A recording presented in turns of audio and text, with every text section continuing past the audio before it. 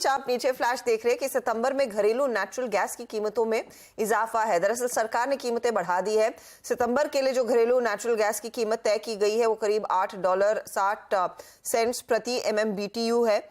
ज्यादा डिटेल्स लक्ष्मण रॉय के पास है। लक्ष्मण, ये $7.85 से बढ़कर 8.6 के आसपास आ रही है। क्या और डिटेल है? और जहां पर एक तरफ रसोई गैस के दाम घट रहे हैं, नेचुरल गैस के दाम बढ़ गए हैं। बिल्कुल, दरअसल इसको दोनों को एक साथ जोड़ के कंफ्यूज होने की जरूरत नहीं है। रसोई गैस की जो कीमतें घटी हैं वो बिल्कुल अलग है। अभी जो कीमतें बढ़ी हैं नेचुरल गैस की कीमतें, इसका रसोई गैस की कीमतों पर कोई असर नहीं पड़ेगा। आपके घर में जो गैस पहुंचती है, किचन में गैस पहुंचती है, उस पर इसका कोई असर नहीं पड़ेगा।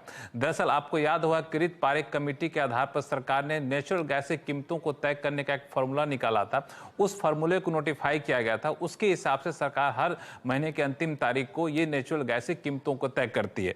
अब जो नई कीमत तय की गई है वो पहले जो थी वो $7.85 पर MMBTU थी। अब उसे बढ़ा करके $8.6 पर MMBTU कर लिया गया है।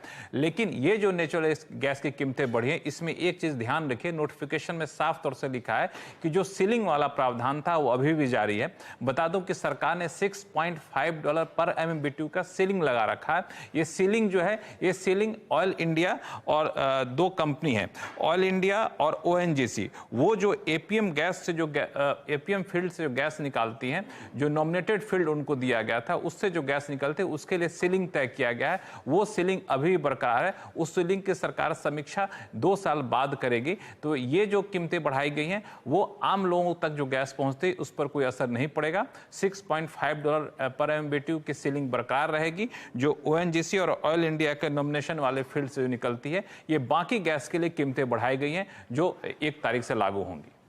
डिस्ट्रीब्यूशन कंपनियों के लिए लागू होगा, ये लार्जली उनको शायद पास ऑन करना पड़ेगा, जैसे पिछली बारी भी किया था या करते आए हैं।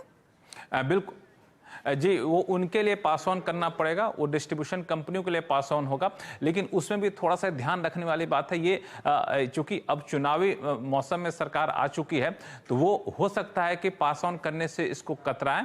लेकिन एक औपचारिक फार्मूला जो है, उस फार्मूले के हिसाब से अगर यहाँ पे कीमतें बढ़ती हैं तो वहाँ पे कीमतें बढ़ना लाजिमी होता है। लेकिन ये तय कहना कि यहाँ कीमतें बढ़ गई तो वहाँ कीमतें बढ़ना पूरी तरह से तय है, ये थोड़ा सा मुश्किल है कहना अभी, चूंकि इसको राजनीतिक नजरिए से देखें तो। लेकिन आपने बिल्कुल सही कहा कि वो डिस्ट्रीब्यूशन कंपनी के लिए दाम बढ़ सकते हैं, क्योंकि सरकार ने यहाँ पे नेचुरल गैस की कीमतें बढ़ाई है और वो जिस नेचुरल गैस की कीमतें बढ़ाई है उसी की सप्लाई वहां पर डिस्ट्रीब्यूशन के पास जाता है।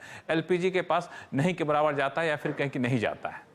जी बहुत बहुत शुक्रिया। और बिल्कुल प्राइस हाइक तो भूल जाइए अब आप, खैर आज तक मैं इसलिए बोल रही थी तो एक सीधा क्योंकि हमारे घरों में वो पाइप गैस आती है, वो सिलेंडर नहीं आता, तो मैं वो बोल रही थी अब क्या हम ऐसी सिचुएशन में कि ये महंगी पड़ेगी और वो सिलेंडर के दाम घट गए। वो नहीं हो सकता, वो नहीं हो सकता, स्पेशली इलेक्शन के टाइम पे तो नहीं हो सकता, क्योंकि आप अगर आप सिलेंडर के प्राइस सबके लिए कम करोगे, अगर सिर्फ उज्ज्वला के कम हुए होता ना तो मैं एक बार के लिए कहता भी कि शायद ये पास ऑन होगा। लेकिन नॉन उज्ज्वला के लिए भी अगर कम करें तो इसका मतलब भी बहुत क्लियर है कि वो एक मिडिल क्लास को भी थोड़ा सा देख रहे हैं, उस चीज़ का भी ध्यान रख रहे हैं। वैसे भी अब फ्रैंकली बोलूँ ना मैं, तो अब हम पाइप नेचुरल गैस का जो मैं प्राइस देता हूँ आजकल, कोई बहुत ज़्यादा फ़र्क नहीं है सिलेंडर, मतलब पहले एक जो फ़र्क होता था, अभी आजकल इसका भी 1800 का बिल आता है। मतलब इसमें बस ये है कि इसमें 2 महीने में एक बार आता है। हाँ। हमारा महानगर गैस का, लेकिन आता है बिल, ऐसा नहीं है, तो ऐसा कुछ वो नहीं है। लेकिन ये टेक्निकली एक तरीके से नेगेटिव ही देखा जाएगा। खैर, राजेश अग्रवाल जुड़ गए हमारे साथ, उनको जोड़ लेते हैं, उनसे बात करते हैं। Rajesh ji good afternoon. पहले तो सिटी गैस कंपनीज पर आपका व्यू, फिर आपके पिक लेंगे। गुड आफ्टरनून अनुज जी, हर्षिता जी, वीरू जी और भी पैनल में जो मित्रगण हैं सबको नमस्कार।